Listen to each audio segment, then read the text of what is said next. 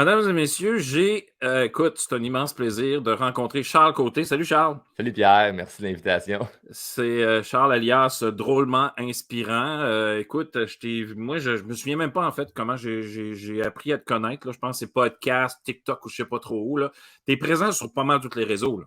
Pas mal tous les réseaux, effectivement. Mais dernièrement, je me suis fait quand même. TikTok fait beaucoup parler. TikTok fait beaucoup parler. Je me suis fait de voir la face là-dessus, mais à Ouais. l'audio avec le podcast. Et TikTok, tu y vas avec une stratégie un peu spéciale quand même, parce que tu réponds pas mal à ceux qui t'aiment pas. Là. mais tu as un argument de taille, parce que tu es en train, comme tu dis, tu es en train de créer du contenu. Ouais, en fait, c'est 90% des gens qui m'écrivent sur TikTok m'aiment, mais le 10% qui ne m'aiment pas, je les mets quand même en lumière. Il y a des gens qui n'aimeront pas ça, mais c'est que ça fait parler. Vois-tu, ce mois-ci, on a eu 10 millions de vues juste sur TikTok de façon organique. Je n'ai pas payé de pub grâce au fait qu'il y a des gens qui m'écrivent des insultes. Et le fait de répondre, ça fait parler, de un. Et ça montre aussi que je suis capable de bien m'exprimer à des gens qui t'insultent, puis ça démontre une confiance, ça démontre que j'ai quand même des bonnes capacités de communication, puis c'est en lien un peu avec ce que je fais dans la vie avec mes formations. Fait que c'est tout aligné sur la bonne affaire. Ça fit tout ensemble, ça. Là. Ça fait tout ensemble. C'est une bonne stratégie. Charles, tu as un style qui est bien à toi. Tu as un podcast qui est... Il est encore deuxième? Spotify? Il monte et descend. Non, sur Spotify, Ouais, à matin, il était dans le top 30 au Canada, toutes catégories confondues, mais numéro 1 francophone. Donc, mais il continue encore à être. C'est du up and down là, dans plein de catégories, mais je suis tout le temps dans des top 3, dans des top 10, dépendamment des pays puis des catégories. Tout ça. On peut dire qu'il est bien écouté. T'es correct, hein, ça va bien. Ça va bien. Parce que tu disais que tu avais un style bien à toi dans tes podcasts. En fait, dans tes conférences, je ne sais pas, je t'ai jamais entendu, mais tu vas sacrer, puis tu as des.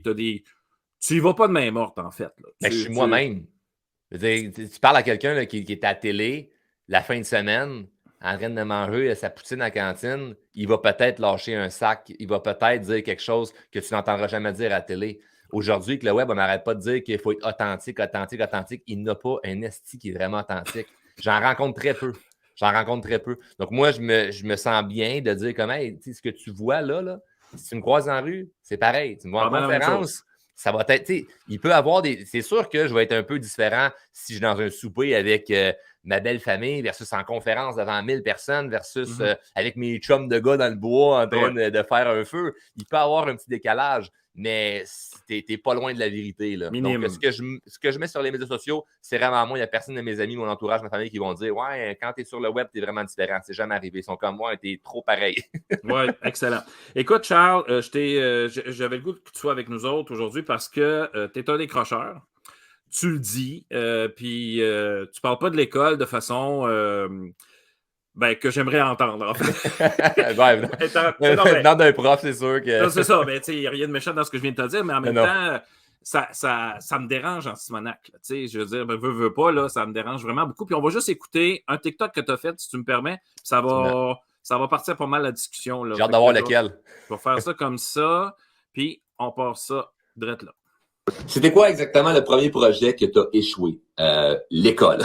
Définitivement l'école. Mais je ne sais pas si c'est moi qui ai échoué à l'école ou c'est l'école qui m'a échoué. Bonne question à se poser, hein? Donc, le système n'est pas fait pour tout le monde, ça on le sait. Et moi, j'ai commencé à être heureux le jour où j'ai arrêté d'aller à l'école. Par contre, ce que je dis souvent en conférence dans les écoles, c'est que c'est pas parce que j'ai arrêté l'école que j'ai arrêté d'apprendre. OK? Souvent, quand on parle d'éducation, on pense que l'éducation, c'est l'école. Non, non, non, non, non, non, non, non. L'éducation n'a rien à voir avec l'école. Donc, moi, j'ai arrêté d'aller à l'école, mais j'ai toujours continué de m'éduquer. Très différent. C'était quoi exactement le problème? OK. On va lever ça. Une fois, c'est assez. Hein? Une fois, c'est assez. Hey, ça allait. Écoute, il va falloir que je me fasse couper les cheveux, puis là, c'est en train de... Écoute, as-tu eu des bonnes expériences à l'école? Tu me posais ça, Pierre, en pré-entrevue, puis je suis parti en disant qu'il faut vraiment que j'y pense. Non, mais honnêtement, pas vraiment. Et... Non, mais t'as pas un prof qui t'a fait? Oui. Ah ouais, ça. Ah ouais, lui ou elle. Ah ouais. Là, c'est comme... J'ai quelque chose. J'ai quelques profs que je sentais qui croyaient en moi. Puis que même, j'en ai même qui m'ont réécrit là, sur les réseaux sociaux pour me dire comme, hey, je suis tellement content de voir comment tu vas, puis ce que tu fais, puis je suis fier de toi. Fait que j'ai eu... les profs avec lesquels je m'entendais bien, ça aurait été des profs ou c'était des profs comme toi, Pierre, où ce que je pouvais avoir une discussion tu me connais pas, là. d'adulte. Attention, tu me connais pas. Mais non, mais je suis certain que le fait que tu veuilles interviewer un décrocheur scolaire, ça en dit très long sur comment tu penses. Même si on ne se connaît pas personnellement. Et moi, les profs avec lesquels je m'entendais bien, c'était ceux avec lesquels je pouvais avoir des discussions d'adultes. Et non une espèce de décalage de je suis l'adulte ou je suis en mode paternel ou en mode maternel par rapport à toi. Donc, moi, ça, dans la classe, le up and down de le prof, parce que c'est lui qui est en avant, parce que c'est lui qui est en hauteur, parce qu'il est debout, toi, tu es assis au pupitre, puis qu'il parle de haut vers le bas, vers c'est ça que tu dois faire. J'aimais pas ce concept-là de je dois t'écouter absolument parce que ça aurait l'air que ce que tu as à dire, c'est ce que moi, je dois savoir. Et que c'est juste comme, ben, c'est comme ça. Le système est fait de même, puis il faut que tu apprennes ça. Puis je sais que les gens qui vont écouter vont dire, ben oui, mais c'est le même depuis toujours, Charles. Ben, c'est peut-être ça le problème. Il y a des affaires qui sont de même depuis toujours, puis il faut se poser la question de, il y a peut-être de quoi qu'il faut changer. Là. Et moi, je n'aimais pas l'espèce d'attitude un petit peu hautain que beaucoup d'enseignants avaient. Et ça, c'est mon expérience. Je suis pas en train de dire que c'est ça qui se passe pour tout le monde. M'a dit quelque chose de personnel. Ma conjointe est enseignante. Comme je connais le domaine de l'éducation, de moi l'avoir vécu en tant que décrocheur et aujourd'hui avec ma conjointe, mais qui fait un petit peu moins parce qu'aujourd'hui, elle travaille dans mon entreprise, entre autres, mais elle fait souvent du remplacement dans des écoles et tout ça. Donc, je vois les deux côtés. Puis, malheureusement, on dirait que je ne vois pas grand-chose qui ont changé. Il n'y a pas grand-chose qui a changé entre... OK. Là, à un moment donné, tu t'es levé un matin et tu as dit fini l'école. Ben, c'est sûrement pas de même que ça s'est passé, là, mais c'est un long processus, tout ça, là. Le décrochage scolaire, là. En fait, tu décroches avant même d'arrêter l'école. Ouais, moi, j'avais décroché en secondaire 1, je peux te dire. J'ai décroché, mais en restant à l'école. Puis il y a des jeunes... Parce que tu n'avais pas le choix. Oui, bien, en fait, c'est que j'étais conditionné ou ce que j'étais pas bon. Moi, Pierre, si je retournerais à l'école aujourd'hui, là, tu me remets, mettons, là, à 12, 13, 14 ans, juste avec, on va dire, de la confiance ou une bonne estime personnelle, je te jure, j'aurais des meilleures notes et j'apprendrais. C'est pourquoi? Parce que devant l'examen ou devant n'importe quel exercice, j'essayais même pas. Je ne me forçais pas parce que j'étais convaincu que j'étais niaiseux. J'étais convaincu que je n'étais pas bon. Parce que dès le primaire, vu que j'avais des difficultés d'apprentissage, les conversations que les profs avaient entre eux par rapport à moi, je les entendais. C'était pas très beau ce qu'ils disaient sur moi. La façon que mes parents me regardaient ou la façon qu'ils étaient un peu découragés pendant que je faisais mes devoirs et je ne comprenais rien. Toutes ces choses-là qui montraient que j'étais moins bon que les autres ont joué beaucoup sur mon estime. Donc, j'avais même pas le goût de me forcer. Si je donne l'exemple, si on fait une course, toi puis moi, là, je ne sais pas si tu cours vite, là, mais mettons là, qu'on est sur un 100 mètres. Puis moi, je suis rendu à 90 mètres. Là. Toi, tu es à 40. Les chances que tu continues à courir à fond la caisse, là, sont très minces. Il va gagner, je vais abandonner. Parce que tu es convaincu que tu ne vas pas y arriver, fait que tu vas abandonner en milieu de parcours. Et moi, c'était ça par rapport aux examens, c'est que j'abandonnais en milieu de parcours. J'abandonnais. Quand je suis arrivé au secondaire, moi, mes parents m'avaient fait étudier tout l'été. Et c'était probablement pas la bonne chose à faire, mais c'était pas une mauvaise intention. Il y avait une bonne intention. Exact. J'avais étudié tout l'été pour aller dans une école privée. Et j'ai échoué l'examen lamentablement pour aller dans une école privée. Puis je suis rentré à l'école publique, ce qui n'a rien de mal, mais c'était une école qui brassait quand même un peu. Moi, la première journée, j'ai descendu l'autobus, rentré en secondaire, devant moi, il y avait 2 gars qui se battaient. J'ai fait c'est une jungle, les sites. Là. Bienvenue. Oui, bienvenue. Et j'ai coulé ma première année secondaire 1. Après ça, j'ai réussi à passer telle misère avec des cours d'été, des cours de fin de semaine. Ils m'ont brûlé là, pour finalement finir dans des classes modulaires. Et avoir un peu de 3, un peu de 4, un peu de 5, des affaires tout mêlées. Mais j'avais décroché dans ma tête parce que j'étais convaincu que je n'étais pas bon. Et quand tu décroches dans ta tête, c'est pas facile de revenir après, là. De te faire ramener, là. Très dur. Par rapport à un adulte qui t'accote et qui disent « Hey, mon grand, à partir de maintenant, je suis avec toi, c'est pas vrai que je vais te lâcher. » Mais ça, c'est pas arrivé. Non. Malheureusement.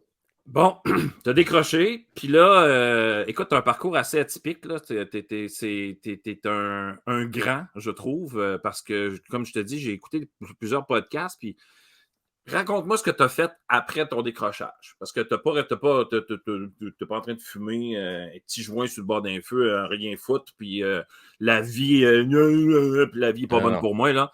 Non, tu n'es pas ce genre-là. Toi, tu prends action, comme tu dis souvent. Donc, quelle action tu as prise après ce décrochage-là? j'avais une stratégie un peu comme quelqu'un qui lâche sa job. Tu sais, tu peux pas juste lâcher ta job en disant « je suis écœuré de mon boss, j'arrête ça, puis on verra ce qui va arriver. » Non, il faut tailler un plan. Tu sais. Donc moi, j'avais un plan. Honnêtement, je n'étais pas intelligent d'une façon académique, que je me considérais, mais j'étais quand même assez intelligent émotionnellement. J'avais une bonne intelligence émotionnelle où je comprenais mes émotions, je comprenais mes sentiments, puis je m'étais vite intéressé au développement personnel. Puis c'est vraiment ça, moi, qui a changé ma vie. Donc, j'ai commencé à m'étudier en tant que personne, mes peurs, mes craintes, mes croyances limitantes, qu'est-ce que mon environnement, mes parents, mes amis pensent, c'est quoi leur mode de pensée, qu'est-ce qui fait qu'on est dans telle situation de vie, puis qu'il y a d'autres qui ont des situations plus agréables, plus fun. Je commençais à m'intéresser au succès, pas succès juste financier, mais succès en amour, en santé, sur tous les plans. Donc, je faisais de la croissance personnelle déjà. Et quand j'ai lâché l'école, j'avais déjà parti d'une première business. J'avais une run de machine distributrice que je faisais pas d'argent avec. Je m'étais fait avoir, j'avais payé ça trop cher pour ce que ça rapportait. Et je travaillais également sur une ferme, puisque j'ai grandi en campagne. Et j'ai commencé à travailler à l'âge de 10 ans sur des fermes. Donc, tu sais, j'avais déjà comme une bonne maturité par rapport à la vie. Et quand j'ai décidé de lâcher l'école, moi, j'étais allé voir une orienteur de l'école. J'avais dit, OK, moi, je m'en vais. Je vais peut-être juste faire mon équivalence de secondaire 5 d'un coup que j'aurais besoin de ça, mais je m'en vais. Puis j'étais dans des classes modulaires, puis elle m'avait dit, ah ouais, tu vas t'appelles à telle école, puis tout ça, puis ils vont te donner ça. Puis j'ai dit, OK, avec ça, je peux faire quoi? Ben, tu peux faire des DEP, Ben, dans ma classe, c'est tout ça qu'ils veulent faire, des DEP. Pourquoi ils sont encore ici, puis ils font pas cet examen-là? Elle avait figé, elle était comme, ouais, non, mais il faut pas le dire, il faut qu'ils restent ici. Là.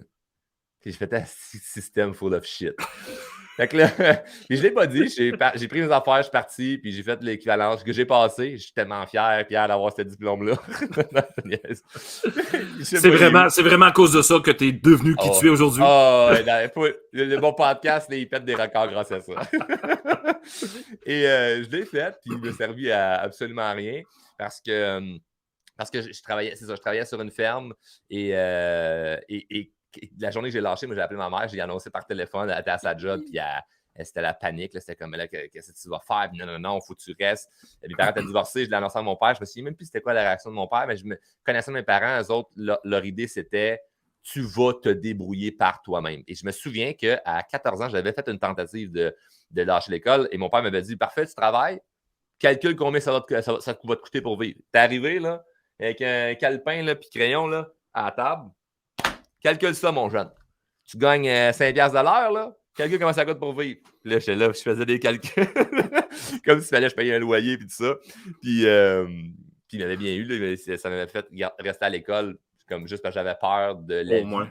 Mais là, rendu à 16-17 ans, quand j'ai parti déjà une première business, je travaille, je comprends l'argent et tout ça. J'ai un plan sur si j'arrête, qu'est-ce que je fais.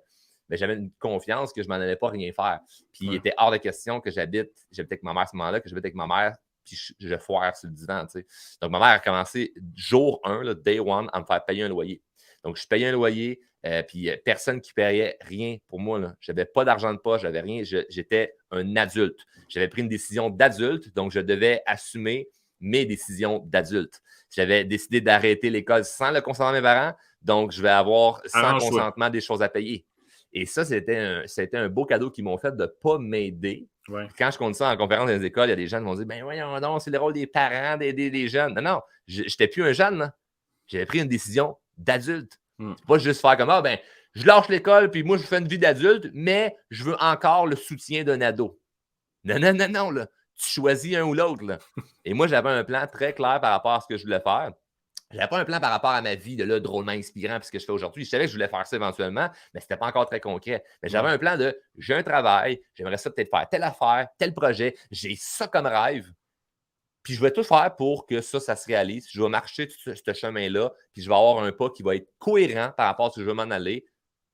Puis voici pourquoi j'arrête l'école, parce que ça n'a aucun lien avec ce que je veux faire. Je vais aller perdre mon temps au cégep à l'université parce qu'il n'y a rien avec lequel j'ai rapport là-dedans. Fait que moi, là, je ne suis pas le porte-parole de décrocher de l'école. Loin de là, il n'y a aucune école, cégep, université ou secondaire qui m'inviterait comme conférencier, là, Pierre, là, si j'avais le discours de c'est pas bon lâcher l'école. Par contre, ce que je remarque, c'est qu'il y a plein de jeunes qui veulent lâcher l'école. Puis quand je leur dis c'est quoi ton plan, ils ne savent pas. T'es tout bien mieux de rester à l'école si tu ne sais pas où tu t'en vas. Là. Ouais. Si tu n'as pas de plan clair. Sauf que parfois, de rester là et de ne pas plus travailler ton plan, va pas nécessairement plus t'aider. Ça améliore Donc, pas t'es ton juste affaire. encore plus embrouillé. Exact. Mais là, t'as pas travaillé dans les voitures aussi? Un petit 30 secondes là-dessus, là? Oui, ben, en fait, 16-17 ans, j'arrête l'école. J'ai une business de machines distributrices avec laquelle je perds de l'argent. Je travaille sur une ferme et là, je pense que je pourrais peut-être être bon dans le domaine de la vente parce que là, à force de faire du développement personnel, je suis plus à l'aise à aller vers les autres, à communiquer. Puis je sens que ça, c'est un don. Je pense que c'est un talent. Je pense que tout le monde a un talent. Puis il faut juste comme travailler en cohérence avec ça. Exact. Mon talent de communicateur, il fallait que je le mette de l'avant. Fait que je l'ai porté mon CV comme pour être représentant automobile. Puis là, j'avais 18 ans, puis j'ai passé des entrevues, puis il y a une business que j'avais le goût de travailler dans leur compagnie, parce qu'il y a plusieurs concessionnaires et tout ça. Ouais. Puis il m'avait dit à 18 ans, tu laves les chars. J'ai fait, non, c'est ça, je fais ça à la ferme, laver des tracteurs, puis tout ça. Je suis allé faire ça. À la place, je vais continuer à travailler sur ma business. Ah, t'as une business?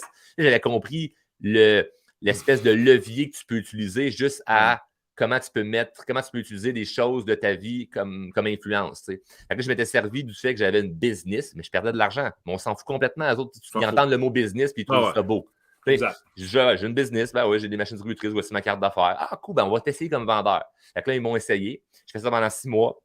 Après 6 mois, j'étais écœuré, j'ai lâché ça pour faire d'autres projets qui n'ont finalement pas fonctionné. J'ai dû retourner travailler comme vendeur automobile. Donc, de partir, je n'ai pas besoin de vous autres. Finalement, il est retourné la contre les 2 jambes. Et j'ai fait un autre 6 mois. Puis là, je voulais repartir parce que je n'aimais pas ça. Puis là, ils m'ont offert le poste de directeur des ventes. Puis j'avais 20 ans. Puis c'est pas mal à ce moment-là, Pierre, honnêtement, que là, j'ai vu que ça faisait du sens la façon que je pensais. Parce que là, c'est quelque chose d'assez concret. Parce que tu pars ta business, tu le fais par toi-même. Tous mes projets, mes idées, c'était comme, pour les autres, c'était pas clair. Mais là, quand tu arrives, tu appelles tes parents, tu appelles tes amis, tu fais comme, ben ouais, sur le bureau, c'est marqué directeur des ventes, Charles Côté, voici ma carte d'affaires. C'est quelqu'un d'autre qui a décidé, qui me donnait cette opportunité-là de gérer du monde, de gérer des problèmes à 20 ans, parce qu'il ne savait pas mon âge. Ça vaut quelque chose. Donc là, c'est là que ça a commencé à faire du sens que la façon que je pensais, puis où si je m'en allais, il y avait de quoi là-dedans. Donc, ça a été je pourrais dire une réponse que je n'étais pas fou finalement. On va couper court parce que le temps avance, puis il faudrait que je passe 2 heures avec toi, puis on n'aurait pas fini parce que j'ai une question piège après. Là, écoute, tu es parti drôlement inspirant. Tu sais quoi au juste là, pour faire ça vite là, dans une. Qu'est-ce que ça fait, ça, drôlement inspirant? On peut prendre le temps, Pierre, on peut étirer même encore, si tu veux, 20-25 minutes, si tu veux, comme problème. Mais drôlement inspirant, moi, la façon dont ça a commencé, c'est que je faisais des vidéos sur Internet, tout simplement, qui étaient drôles et inspirantes. Parce que moi, j'aimais beaucoup l'humour, puis j'aimais beaucoup le côté inspiration. Puis encore une fois, un peu le modèle scolaire de choisis-toi une cause. Mais moi, c'était t'es-tu drôle, t'es inspirant. Tu es humoriste, tu vas être conférencier. Là, j'étais comme. Puis tu es les deux. Tu mixais les deux ensemble. J'ai commencé à faire des vidéos sur Internet qui étaient drôles, inspirantes. Et dans le but de juste inspirer les gens. Puis l'humour, c'était juste la façon de véhiculer un message de façon différente parce que je trouvais certains discours de conférenciers ou de coach ou de motivateurs un peu clichés. Fait que je voulais briser un peu ces affaires-là. Moraliste un peu, là. Ouais, exact. Puis je voulais montrer que, tu sais, je suis pas meilleur que personne. Puis c'est mon franc-parler connecté avec les gens. Et j'essaie de connaître tranquillement pas vite avec ça. Puis, plus tard est venu où ce que j'ai pu avoir des produits, des services à offrir qui sont des formations. Donc, j'ai commencé à vendre des formations en ligne au niveau de la confiance en soi, la communication, gestion de temps, productivité, bref, plein de choses au niveau de la croissance personnelle. Puis là, ben aujourd'hui, c'est vraiment rendu une véritable entreprise. On a une 14 employés, des milliers de clients, puis on aide plein de gens à changer leur vie. Et ça marche? Oui, ça marche big time. Ça marche solide, hein? Oui, vraiment. Là, j'ai vu que tu avais été invité en Europe à faire des conférences. Ouais. Ça commence à. Ben, ça commence. Ça fait un bout que c'est commencé. Mais j'ai comme l'impression que tu viens d'atteindre un plateau intéressant. C'est-tu moi qui est dans le champ ou. Ben, c'est d'une croissance, c'est un effet cumulé, en fait, de. C'est ça. Tout part petit, puis à un moment donné, c'est comme ça. Chaque action vient à te faire avancer vers autre chose. Puis, tu sais, je l'ai fait. La business drôlement inspirant au niveau du coaching, ce que je suis le plus fier, c'est que je l'ai fait d'une manière. Comment que je pourrais dire? Je l'ai fait d'une manière très humaine où ce que. Moi, je veux vraiment que mon produit et mes services viennent aider quelqu'un. On ne vend pas à n'importe qui. On n'a pas genre une place où c'est comme, ben, tout le monde a acheté parce que c'est pas cher. Il n'y a pas de ça. On n'offre pas de rabais. On n'est pas en promotion. On ne fait pas des lancements. On est tout le temps ouvert par rapport à... On a des produits qu'on peut vendre aux gens à condition que ça va les aider. Fait que nous, la façon qu'on le fait, la façon qu'on vend nos formations, c'est qu'il faut passer en appel avec nous. Il faut que les gens prennent un appel avec quelqu'un de l'équipe pour voir est-ce que ce dans quoi tu t'embarques, là, ça va vraiment fonctionner. Puis on refuse du monde souvent. Là. Chaque jour, on refuse plein de gens. De un, parce que ce n'est pas avec tout le monde qu'on veut travailler. OK? On dit clairement. C'est comme on choisit nos clients. Ouais. Et de deux, si ce n'est pas pour t'aider, pourquoi je prendrais ton argent? Fait que ça, là, c'est complètement dans le champ gauche de, ce que les entrepreneurs qui ont une business, on va dire, similaire à la mienne vont faire parce qu'ils le vendent à tout le monde. Fait que moi, ça a été un peu plus long au départ de monétiser, en fait, mon modèle d'affaires. Mais aujourd'hui, c'est très payant parce que les gens ont confiance. Et ce gars-là, il n'est pas là juste pour mon argent. Ce gars-là, il n'est pas là juste pour faire une vente. Il est là vraiment pour l'objectif final qui est ça change de quoi dans ma vie. Je ne suis pas en train de dire que je vais tout te donner. Là. On fait de l'argent, puis je suis fier d'en faire. Puis je veux continuer d'en faire, c'est pas vrai que ça va être juste de la charité. Donc, il faut qu'on fasse de l'argent si on veut continuer à opérer notre entreprise. Par contre, on ne prendra jamais l'argent de quelqu'un si la personne n'est pas pour être satisfaite. Donc moi, je suis vraiment, vraiment fier de ce modèle-là parce que je me dis, est-ce que c'est fait pour aller loin, ça? Parce que tu es vraiment connecté à une valeur qui est très puissante. Ouais. Après ça, comment tu veux lancer des roches à ça, tu sais? Tu ne peux pas, tu comprends? Parce que si le client n'est pas content parce qu'on a fait une erreur, bien, prends ton chèque. On prend ton chèque. Nous autres, on est là vraiment pour t'aider. Puis on aide du monde. Là, c'est fou. Nos clients, ça va de 18 à 70 ans. Là. On a autant des gens qui partent à la retraite que de personnes qui commencent dans la vie. Puis on touche un paquet de sujets parce qu'on a également une équipe de coachs qui accompagne des gens selon la sphère de vie qu'ils veulent améliorer. Donc, on touche vraiment à beaucoup de choses. Puis on a des experts avec nous là, qui viennent accompagner nos clients. Et tu as des personnes en communication aussi qui sont extraordinaires parce qu'avec Audrey, d'ailleurs, j'ai eu un bon lien là, pour que tu sois avec nous autres. Puis, allonge pas, là, tu as dit, Pierre, je t'oublie pas, t'inquiète pas, nanana. À un moment donné, tu as pris une petite pause. Ouais. Je l'ai vu, j'ai dit, je ne l'écœurerai pas avec ça. Puis là, c'est elle qui m'est revenue, elle dit, Pierre, on t'oublie pas. Non. Je fais comme. On a une équipe extraordinaire. Là. C'est incroyable. L'équipe de Romain Inspirant, c'est solide. Pas des gens de 50 ans non plus avec 30 ans d'expérience. C'est des jeunes qui ont à cœur que ça fonctionne. C'est vraiment incroyable. L'équipe est à 95% des femmes. Oui, c'est 95% des femmes. Puis c'est tous des personnes qui ont vécu, qui ont une expérience de vie. Moi, en entrevue d'embauche, souvent, je pose comme question, c'est quoi tu as vécu comme échec? Si la personne me dit pas grand-chose, soit elle me bullshit, ou soit la première chose qu'elle va vivre comme échec auprès de l'entreprise, ça va la ramasser comme un train. Ouais. Moi, je m'arrange pour avoir des gens qui m'entourent qui ont du vécu, de vie. Le CV, je m'en fous un peu. Par rapport à ton bagage académique, ça me dérange plus ou moins, à part pour l'accompagnement. Là, on a des gens qui sont très qualifiés au niveau psychologique, thérapeutique et tout ça. Ouais. Mais non, moi, je m'arrange pour avoir du monde qui sont meilleurs que moi dans des choses que moi, je n'ai pas envie de faire ou que c'est pas ma zone de génie à faire. Fait que je paye très bien mon équipe pour m'assurer de moi, me concentrer sur ça en quoi je suis le meilleur, qui va être, faire les vidéos, me faire connaître, m'occuper de mes clients. Ça, c'est ma zone de génie. C'est là où je suis le meilleur. Mais tout le reste, c'est une infrastructure de débile. Ça prend du monde pour l'opérer. Puis je remarque qu'il y a beaucoup d'entreprises soit qui ont peur de bien payer ou ils ont peur de faire confiance. Moi, je fais confiance, je paye bien, puis ça me permet d'être sur la plage au Portugal, au Mexique, pas avoir un Christy de message pendant une semaine dans mon équipe parce qu'ils vont tout bien gérer. Ça me donne une liberté. Et pendant ce temps-là, moi, je suis en train de faire ça en quoi je suis le meilleur. Je suis en train de travailler sur d'autres projets qui vont eux aussi les faire grandir comme personne. Qui leur permet d'avoir une certaine liberté. Ce matin, on avait un meeting, puis une de nos adjointes qui disait hey, « Je suis tellement reconnaissante parce que là, on a modifié mon horaire. Puis là, entre deux meetings, j'ai eu le temps d'aller faire du paddleboard sur un lac proche de chez nous. Puis là, je me dis hey, c'est donc mais cool, ça comme beat de vie. Puis moi, le but, avec mon équipe, je suis vraiment inspirant, c'est de les aider à réaliser leurs rêves. Parce qu'à quoi bon travailler dans mon entreprise, c'est pas pour te faire grandir comme personne. Fait que moi, je m'arrange pour que les gens qui travaillent avec moi, je les aide à réaliser leurs rêves. Ça ne pourra pas être tout, mais si tu viens travailler chez nous et que tes objectifs de vie sont complètement à l'opposé de notre mission, bien, c'est sûr qu'à un moment donné, il va y avoir un clash. Exact. Il va falloir te remplacer. Fait que ça ne sert absolument à rien. Fait que moi, j'ai refusé là, du monde qui avait là, des expériences ou des CV à tout casser, mais que leur alignement de vie n'était pas avec l'alignement de l'entreprise. Fait à quoi bon se faire du mal aux deux? Tu comprends? Exact. Fait que c'est une cohérence que j'ai décidé de prendre, puis je pense quand même assez différemment de beaucoup d'entrepreneurs. Puis des fois, j'ai des conversations avec des entreprises qui ne sont pas d'accord avec comment je fonctionne, mon modèle. Je vais te dire très cru, je m'en calisse parce que ça marche. Notre équipe est contente, nos clients sont contents, on fait de l'argent. C'est comme, qu'est-ce que tu veux de plus? Et juste de dire ça vient fâcher bien du monde. Mais j'aime beaucoup ton on peut pas t'aider, c'est pas tu sais, comme client, là. Tu sais, quand le client t'appelle et il dit regarde, je ne viens pas dépenser ton argent chez nous, tu n'auras pas ça. Je veux même pas ton argent pour le fun, laisse faire, tu vas perdre du temps, on nous autres aussi. Puis, on va te référer dans autre chose. On va essayer de te trouver une solution. Écoute, on aurait peut-être quelqu'un d'autre ou on aurait peut-être ça. Ou tu sais, même des fois, il y a des gens qui vont dire ben Chris, moi, j'ai pas d'argent. J'ai une situation financière qui est difficile. Hey, on va essayer de te trouver quelque chose pour t'aider. On va trouver des solutions pour toi ou des affaires gratuites. On a plein de stocks gratuits qu'on va offrir. Ou hey, écoute, on va te faire une liste des épisodes de podcast qui répondent à ce que tu as besoin. C'est comme écoute ça. Hey, dans tel épisode, tu as ça qui va pouvoir t'aider.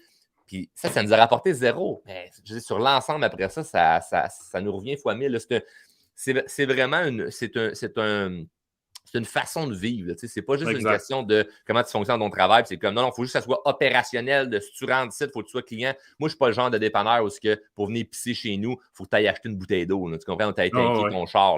C'est comme non, tu peux rentrer, mais lave-toi les mains. Minimum de respect. Minimum. Écoute, Charles, moi, je veux qu'on reparle d'éducation. Est-ce que tu as une idée de ce que le système devrait être pour justement pas perdre des gens comme toi, tu sais? Mais en fait, tu sais, je veux dire, c'est niaiseux mes questions parce que est-ce que le système d'éducation a perdu en te laissant partir? Clairement, non, là, tu sais. Parce que c'est ça. Non, parce qu'aujourd'hui, j'accomplis une mission. Tu sais, en même temps, mon entreprise est faite pour aider des gens. Donc, c'est pas comme si j'aurais pu, je sais pas moi, devenir grutier puis gagner un bon salaire puis dire j'ai réussi pareil sans université, mais ça serait pas pareil. Mettons le commun des mortels. Tu sais, là, tu dis que tu n'as pas eu beaucoup de bonnes expériences, là, mais tu sais, il y en a comme toi qui s'en sortent pas, tu sais. Puis qui réussissent pas comme tu réussis, là. Tu sais, qu'est-ce que le système devrait faire pour comment le système devrait être? Point final, selon les lunettes de Charles.